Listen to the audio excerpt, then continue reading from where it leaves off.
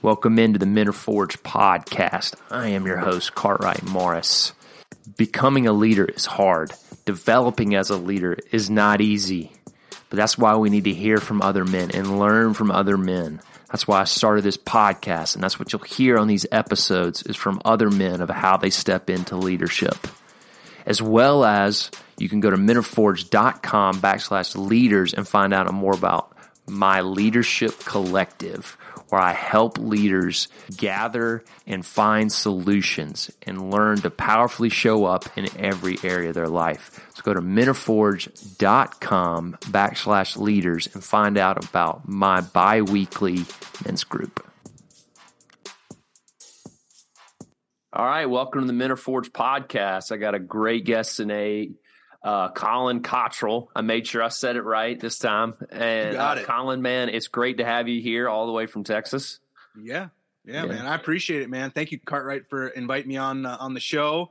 Excited to hopefully share a little bit of what I've learned over the last, few years in my struggles, in my tough areas and tough moments, but hopefully give a little bit of wisdom to the younger generation before me, man. Absolutely, man. So I'm really excited. Your story is really great. It just kind of fits perfect what we're doing. The men are forged. We're being forged. Yeah. And so I love, and I always like kind of starting. Let's get a little bit of a 30,000-foot view of the beginning. So, Collin, how would you describe your upbringing? We talked a little bit before the recording just about your dad and stepdad, but I would love just kind of hear some of the men that influenced you at a young age. Yeah, man. Yeah, kind of from the beginning, I grew up in a small town in central Minnesota, just a real poor community. Farming, hard work was very present. Also a lot of drugs and alcohol, those kinds of things. A lot of just poor mindsets, really. And before I move forward, like, I love my hometown. I love the people. Yeah. There's a lot of good things about it, but there's also, as I look back at it and examine it more and examine my life more, I've really found, not to be negative, but there is a lot of negative mindset still there. And unfortunately, like, that has carried into my life at times. So, but I grew up in a loving, caring family, mostly a Christian-based home. My parents were divorced at a very young age. I was 3 years old. My parents got divorced. My dad was an alcoholic. He had a lot of struggles in his life in those moments. But he loved me. He cared about me. I knew he did. He took me hunting. He spent a lot of time with me still. My mom, very loving, very caring, really a stronghold in my life.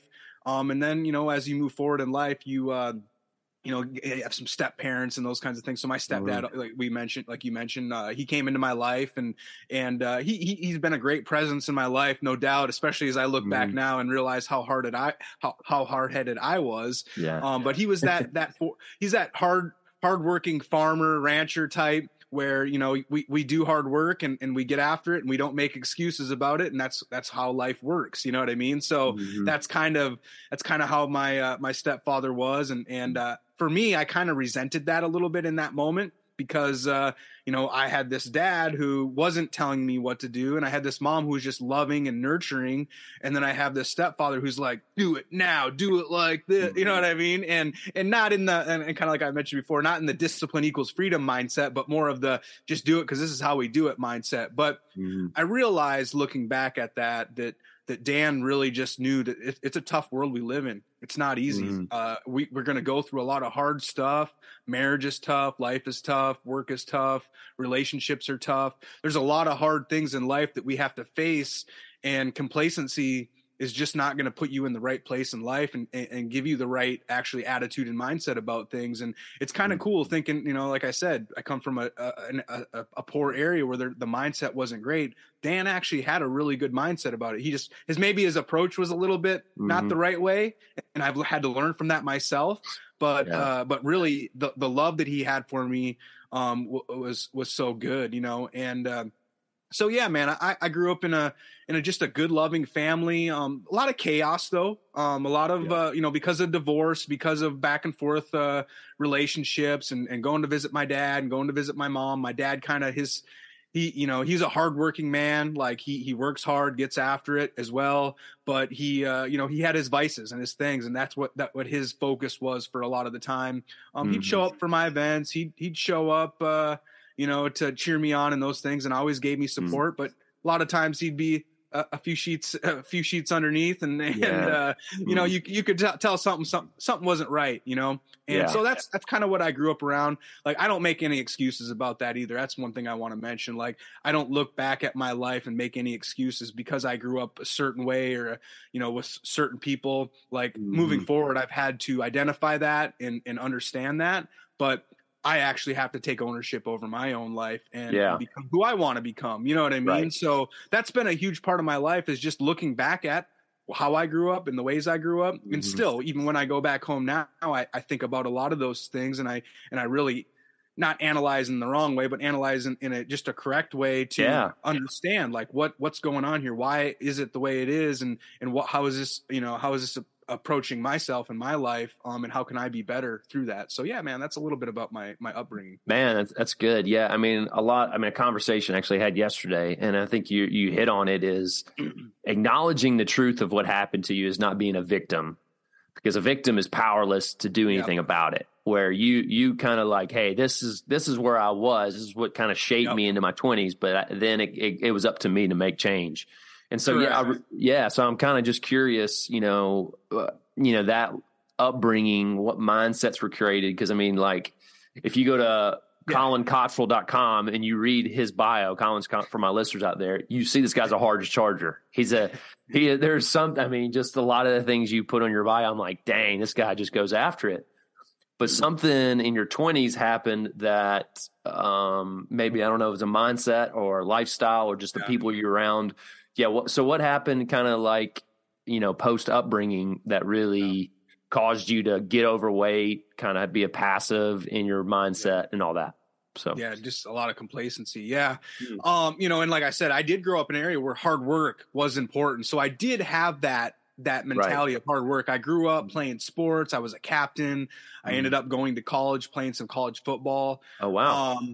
But what position? I played defensive line, man. Yeah. There you go. Okay. Division III. I was a D lineman. My hometown is actually really well known for our high school football team. My head coach is the winningest football coach in Minnesota high school football history. Wow. So he's got, I think, over 450 wins or something like that. So Coach, shout out to Coach Malin. He's a huge influence in my life, honestly. And as I reflect back and think about those who have made a big impact, especially as men, Coach Malin was a big voice for me. He really was patient with me and loving and kind to me, but he was also very real with me in a lot of ways. So I do think back on that.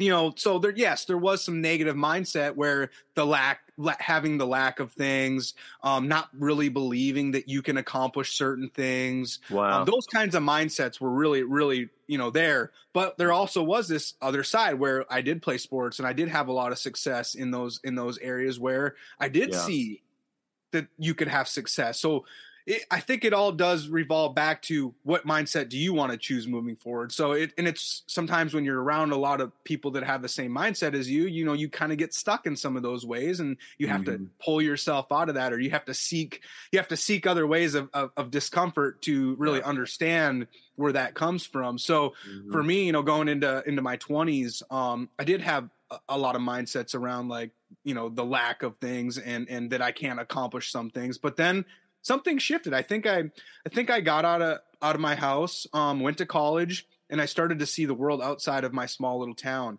And I started to see, man, there's a lot of successful people out there. What are they doing to have success? How are they going about their business? What are they actually doing on a day-to-day, you know, basis to have this success? And that was my coaches. That was the other college football players I was playing with. That was the other guys that were surrounding me. Luckily, the good Lord put me in good situations. He was always kind of guiding my path, even though I didn't notice it at that time. I feel like the Holy Spirit was guiding my path and just showing me the direction he wanted me to go. And while I had a lot of struggle in my 20s, honestly, and really It was very challenging in a lot of ways. I also did have a lot of success, even though I wasn't always doing the right things, which is kind of crazy to think about. So I played some college football, and that was awesome. I learned a lot about hard work and getting after it and doing your best. I played at a Division III school where a lot of these 4A, 5A, high school kids were getting recruited, getting the opportunities. I came from a small town playing 9-man football where I did have a lot of success, but I still had to come into college and say, you know what, if I want to make this team and I want to be a starter and I want to do something as part of this team and have a lot of success, I have to really work hard. So really the hard work started for me at that time. And while I was in college, I also started my own business. Luckily had some mentors who are around me, who are business type people, entrepreneurs. And something inside of me always told me, like, I don't want to work for somebody else. Like, I want to learn how to do this myself, and I want to build my own business. I think part of that comes from my stepdad as well. Him being kind of an entrepreneur, farmer, rancher, doing his thing, running his farm. I did a lot of work out on the farm a lot. And I think I learned that entrepreneurial spirit kind of from him a little bit. So into my 20s, I started a business, was kind of going down this path of, trying to work hard and get after it, but also being in my 20s, being in college, partying, drinking, just the influences you have around you. I didn't always have the right people around me. And I was exploring things, you know what I mean? I was trying to understand my own life and try to figure out what was going on. And then obviously some of my own past was coming into play with some of that too. My dad was an alcoholic. Again, not making an excuse, but just, you only know a certain thing because of how you were raised. So, that was kind of into play. I think I feel like, now that was into play a little bit, where I was exploring, should I try this? Should I go down this road? Should I go down that road?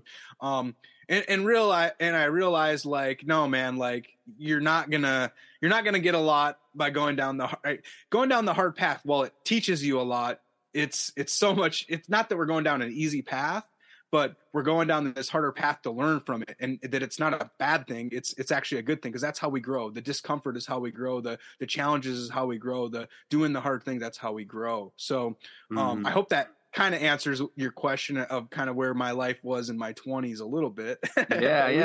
We can expand upon that too. Yeah, absolutely. So I'm kind of getting to the point of, like, what was your relationship to those hard things? How did you see the struggle to your success? Like you mentioned earlier, discipline that leads to freedom. At the end of the day, we don't just have discipline just to be disciplined. We're discipline that leads to freedom.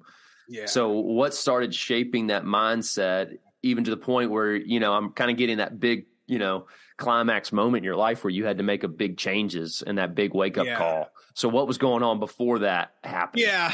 I think I kind of mentioned a little bit of the chaos in my life, and there wasn't a lot of, I don't know if you call it stability all the time. Yeah. I didn't have a lot of like standard. I mean, as a Christian, you have standards, like you read the Bible, the 10 Commandments, the golden rule. Those things are obviously very prevalent, but I think just personal excellence, I didn't have a lot of that yet. And I started to see other people who did have that. And like I said, were having success.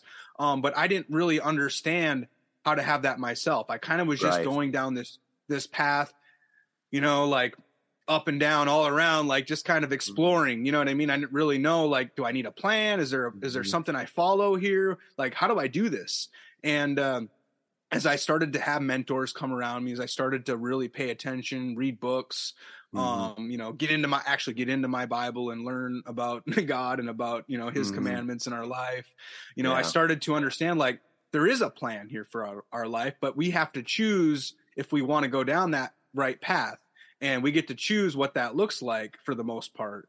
And obviously things are going to happen along the way, and you gotta have the right mindset and figure that out. But there is an opportunity for you to kind of go down the path that you want to go down.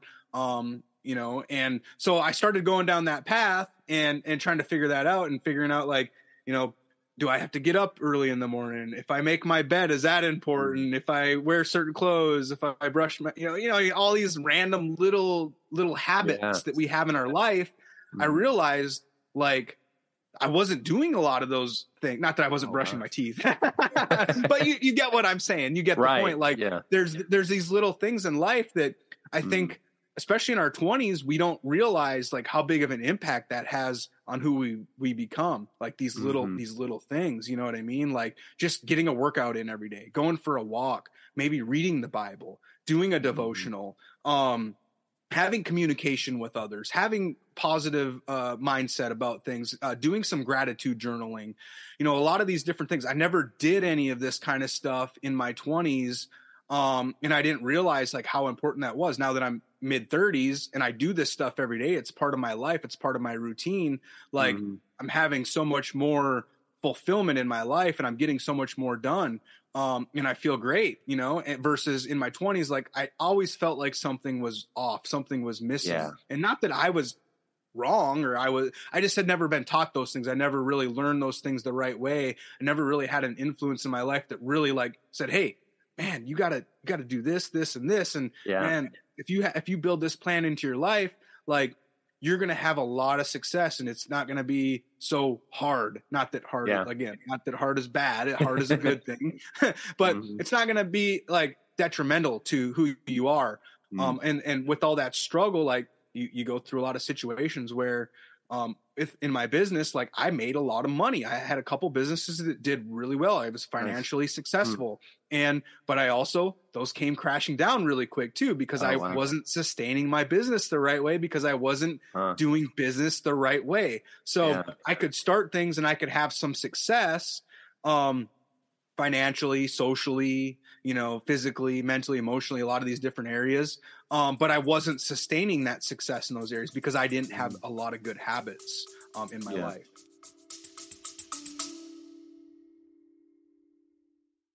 Today's episode is brought to you by Thrive Marriage Lab. If you want your marriage to thrive, this is a great opportunity to you, because strong marriages are the bedrock of strong churches, organization, families, and community. This is a 12-month pathway for any of you that are looking to really have weekly engagement with experienced marriage counselors, not just one, but many. So go to restory.life/thrive to get on the waiting list for this great program that starts in April. That's restory.life/thrive. And make sure you put the word Forge in the promo code to receive a discount on your monthly fee. Now, back to the episode. Yeah. So what then led to making this big shift where you needed to implement exercise? You need to think about more long-term. You know, what was that humbling moment or that moment of like really revelation that I need to turn this around and think differently? Yeah. Yeah. For me, I would say for sure, you know, the start of that was, you know, playing some college football. So there was an inkling start, but really the wake up moment was, when I was 3 months into a relationship with my now wife. We weren't married yet. We were both coming from bad breakups, bad relationships. And I found out my now wife was pregnant with my first child. Yeah. And as a Christian, you know, that's, first of all, it's like, man, got my wife pregnant, you know, outside of marriage. So that doesn't look great. Second of all, like our relationship was really just not great as well, because we were both having a lot of issues in our own past, and we hadn't worked on ourselves in the right way leading up to that moment. So there was just a lot of like chaos in that moment. But we actually broke up for eight months, and she stayed in contact with my mom throughout that. And I kind of had this ego or this pride about me, like, oh, it's not my kid. I'm not really going to be a dad. Like I had this whole thing, like it was a facade, man. Like it wasn't real. You know what I mean? Like, so I went home 7 months later for Thanksgiving, and, you know, with my family, hanging out with my family, like, in Minnesota. And my mom's like, hey, you're going to be a dad, you know? And I kind of like, whoa, I had that moment, you know, where I'm going to be a dad, you know? Yeah. And, this is real. This is really happening. And she's like, yeah, I've been talking to Christina for this whole time, and she's a great woman, you know, and, she's going to be a good mom. And, she's the woman that you you think she is, when you first met and you fell Wow. in love with her, that she's that person. And, you guys have a lot of work to do, and you guys have a choice to make. You're moving forward what you want to do. And you don't have to just be together because you're having a kid, but I think God maybe brought you guys together for a reason and has a plan for your life. How about that, man? Child's life, Just spitting truth. Yeah. Oh my gosh. And I Yeah. love my mom. My mom is amazing. And my in-laws as well. I give a lot of credit to them. They were with us in that whole time period as well. My mother-in-law, who I love dearly, like I remember, as I had to humble myself and I had to go to Christina in that moment and say, hey, I'm really sorry for the last 7-8 months. I want to be here for you. I want to humble myself and become a better man, be a good dad. And then just see where this leads in our relationship. If there's a relationship here, that's great. If it's not, we'll work through this and be good parents, whatever that looks like. But in that moment, my mother-in-law, she's like, she gave me a lot of confidence too. Both sides were speaking into me when they could have easily said, look at this loser. You know what I mean? Like this guy doesn't have it. Like, he left my daughter for 7 months or 8 months. And, they could have easily been like that, but they had the love of Christ, man. And I remember my mother-in-law said, Collin, you have greatness inside of you. You have something really special. Dang. You're going to be a great dad. You're going to be a great husband. And just her speaking into my life that way. Like I didn't have a lot of people who spoke to me directly like that. So that really gave me a lot of confidence. And in that moment, I remember as I humbled myself before my wife now, I started to make a change. I started to pray again. I started to read my Bible. I started to, think about those daily routines and those daily habits I needed to make to actually make a change in my life. So that was kind of the aha moment. And not that all of the change happened right there and then, and boom, it's just like everything's great now. There was a lot of struggle. We ended up getting married 8, 9, 10 months later, something like that. After we had my daughter, Sophia. And so we ended up coming back together, which is really cool. Wow. A lot of hard work, a lot of tough moments in that. But I had to prove to my now wife that I was going to do the hard work. I was going to be the man who I wanted to be. And I had to trust that the Lord was going to give me the strength and endurance and the energy to be able to do that as well. Yeah. And thank God he did. But as we got into the relationship, we really realized like there was a lot of hard things that we both needed to go back to and work on and do some of that deeper work, look back at the past, like I've kind of mentioned, and really identify those things and reflect on some of those things. So we both have done that a lot, and we will continue to, I think. Yep. And it's a wonderful thing to be able to do that deep work. It's really important. And so we can, get freedom from those things and those what I call a generational type curses and just different things in our lives that really hold us back. But now as we move forward, as we work on those things, especially as a team now, as a couple, as one, we're on the right path together. Not that things are perfect and everything is right in our world, but we actually have some habits in place. We have some different things in place that we're both doing as individuals. Especially me as a man being the leader. Like it's my job, I believe, to lead the way, to lead from the front, to be that example. I learned really quick, like I can't make my wife do anything. We literally were having a talk about this again this morning. It's a common thing. Like I want to control things. I want to make sure everything's a certain way, but it just doesn't work that way. I have to let her choose what that path looks like and just be her teammate and give her some help and guidance along the way, but not try to be her dad. You know what I mean? Yeah. It's a hard thing. Good. It's a really hard thing.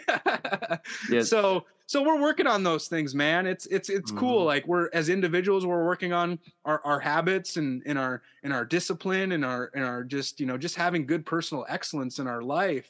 And it's been a wonderful journey, man. And I'm excited for what God has planned for myself, to help men, but also just as a couple, as one, to come together and help other couples and help them, with our testimony and our story. Yeah, that's great, man. Man, that's so good. Yeah. Giving good little, man, for those husbands out there. I hope you heard that. But you hit on something that's really interesting, as I'm finding, is most men and in their own stories, it's like we start telling ourselves a lie that we're a bum, we're a failure, but to have those influences in our life that tell us the truth. that speak life into us, Yes. and especially those hard moments. And that was just so good that both your mom and your mother-in-law, they have strong women in your life to do that, strong Christian women. But yeah, so I mean, give a little bit of insight, just also what led you to lose almost 100 pounds, and then now that you do that for men, that you speak into their life and you try to send them on the same direction path that you're on. Yeah. And I kind of alluded to this, as I was talking about my wife and I, and just some of the complacency that came back into our life, and we had to kind of go back in time and do some of that hard work. Pandemic happened 2020. I've always had it inside of me that, that I want to do great things. Like I believe it's always been there. I just haven't, like I said, always followed through and done those things, those little things, had those habits in place in my life to do them. I didn't really understand what that plan looked like. So I didn't really have a good game plan.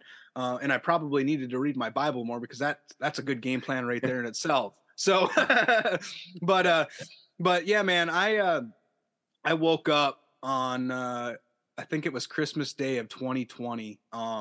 It was the day that my son, now he's 2 years old.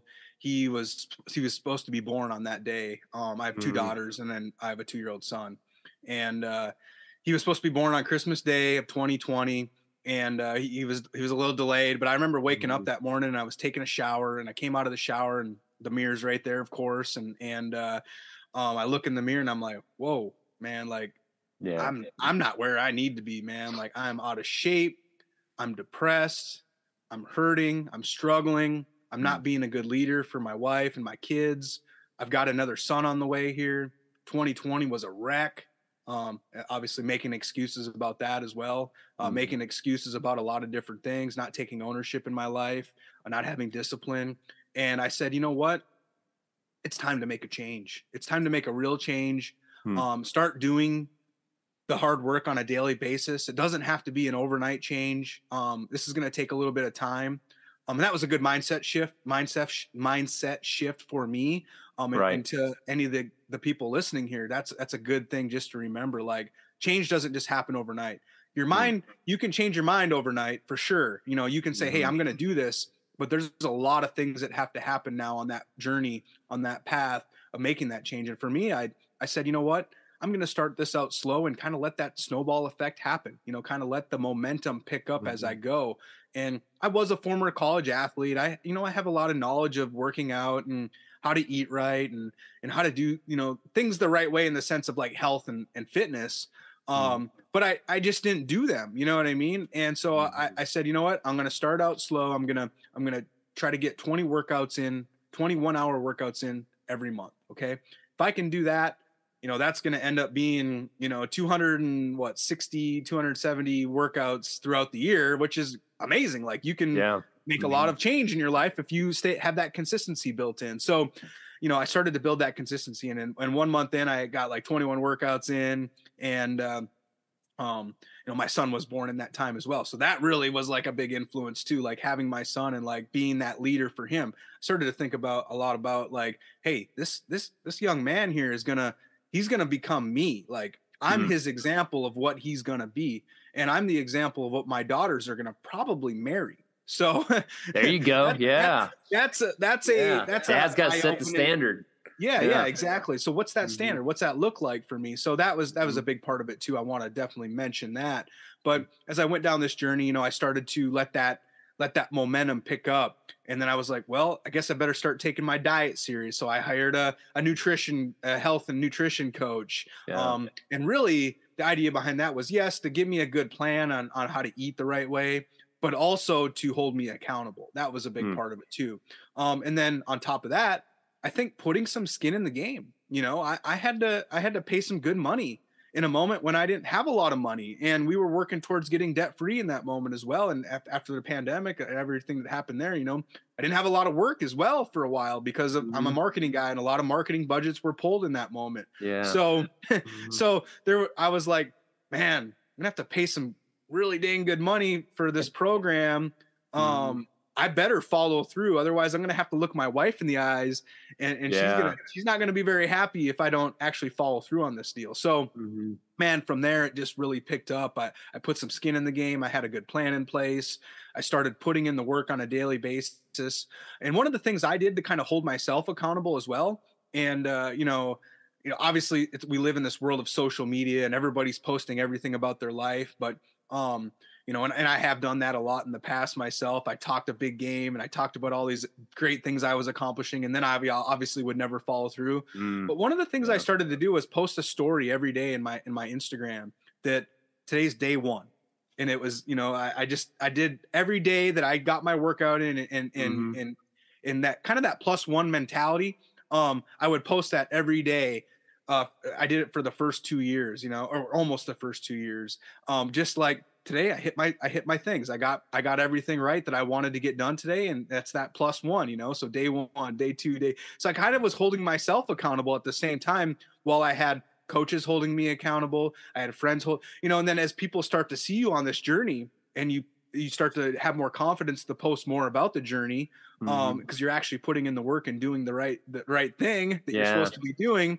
People start to be like messaging you, or start to message you, and are like, man, what are you doing? And hey, you forgot to hit your workout today. What's going on here? Like people are like holding you accountable then too. You know what I mean? There you go. Yeah. So they start to look at you as like influence in their life, and like, hey, how can I do that? Or where can I go with this? And how do I do this? And so as that steam picked up, obviously you kind of have already kind of said the end here is I'm at, I've lost like over 90 pounds right now. My goal, is to hit 100 pounds, actually by February 4th. So I'm getting pretty close to that. I'm actually running a 100-mile ultra marathon, or a trail run, in February. So the goal is to say I ran 100 miles and lost 100 pounds, and there's not in a 2-year time limit. And, I don't think there's a lot of people that have probably done that before. So I thought that'd be kind of a pretty cool accomplishment to work towards. And, so yeah, that's where I'm at, man. Like I've lost 90 plus pounds. I've worked my tail off. I followed a plan. And through that, I started to realize like, man, like I'm learning a lot of things that I wasn't taught, first of all. And that I realize a lot of people around me don't even understand and are struggling with. So, man, it's my duty to start to help others, to teach them, to give them a good plan, and maybe help motivate them and give them some influence to start getting down a good path. And from there, I realized like I really enjoy coaching on the health basis, but not just I'm not this health and fitness coach guy. Like I'm not the guy walking around 6-pack abs like, hey bro, look at me, man. You know what I mean? Like showing his workouts every day on Instagram. Like that's not who I am. And I don't want to be that guy.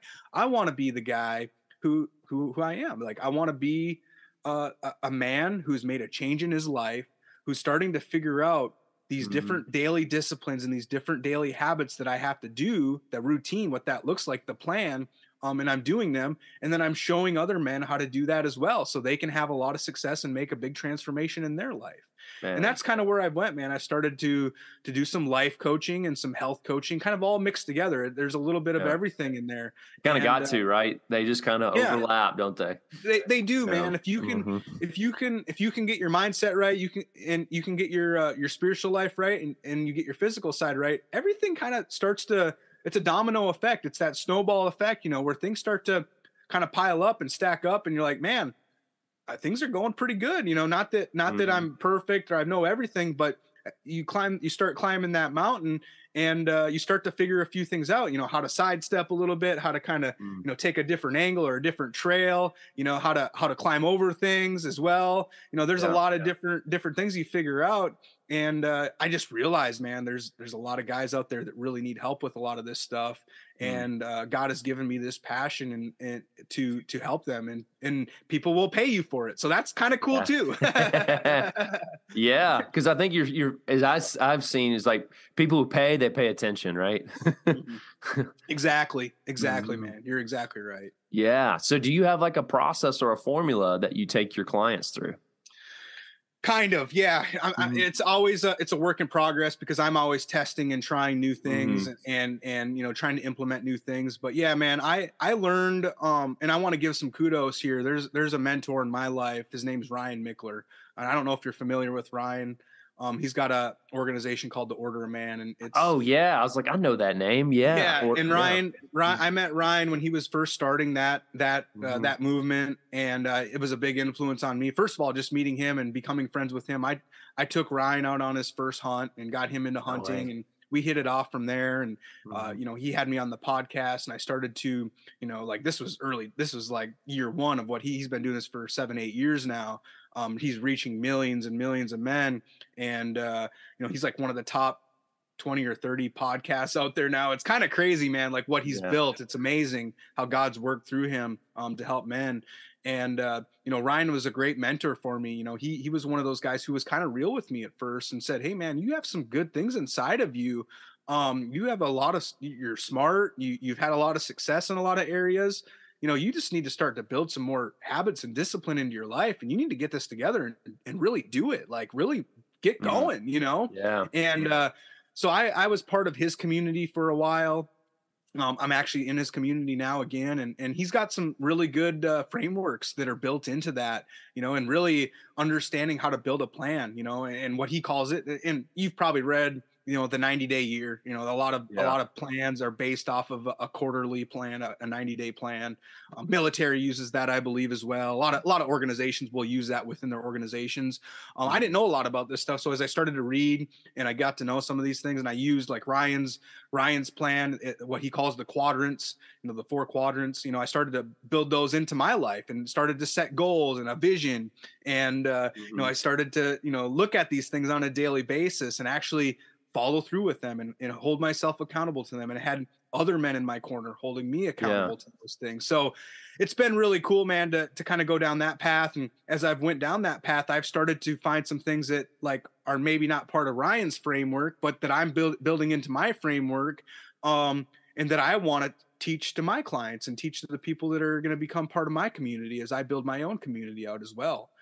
So it's been really cool to like learn some of those processes, and not that it's all defined and perfect, but I've figured out a few things through that and have had some success, obviously losing 100 pounds, preparing for a 100-mile ultra, becoming a great, a good bow hunter, training jujitsu, a lot of just different accomplishments, becoming a better husband, getting my spiritual side on a better path, reading my word on a daily basis, praying on a daily basis, a lot of different things like that. So there's been a lot of growth in my life. That growth is never going to stop. You never stop leveling up if you have the right mindset about it. But, it's good to stop and say, hey, I've done a few things and I want to teach this to other men.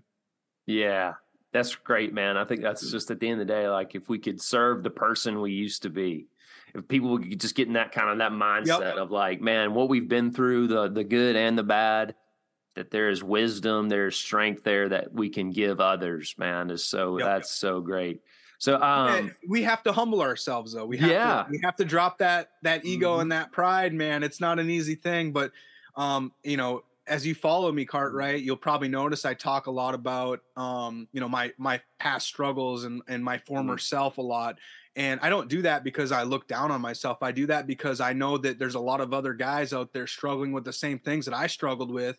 And I want to be that example, and I want to serve them in an authentic manner. I want to help them learn from my mistakes so that they can be better and become something greater in their own life. Yeah. And just the idea of here, they look at somebody like you, Collin, who has made it. But at the end of the day, like made it, you're still a work in progress. Like at the end of the day, like no matter where we are, we're all trying to grow. We're all being shaped into his image, right? Yep. So amen. Yep. That's good, man. So I would love for you to just give a plug, because I love what you're doing with the high caliber hunts as well. And so I just would love to hear what you're doing through that and why bow hunting and hunting in general for men out there. So. Yeah, man, that's awesome. I appreciate Mhm. that. And I know we kind of talked about like that you're looking into getting into bow hunting at some point as well. Obviously, you grew Mhm. up hunting in Alabama, which is awesome. A lot of my friends from down that way are big into hunting. So the Yeah. culture is definitely there, man. It's huge. Mhm. Yeah, I grew up in a hunting family. You know, we did a lot of time. We sat around the campfire a lot in the Mhm. what we call the big woods, you know, and we do Mhm. deer season and those kinds of things. And later on, I started to get into bow hunting. I really Mm. enjoyed the challenge of bow hunting. You know, the patience, the practice, Right. the quietness of being in the woods and just trying to be still and stealthy and those things. The Zen factor, kind of, you know Mhm. what I mean?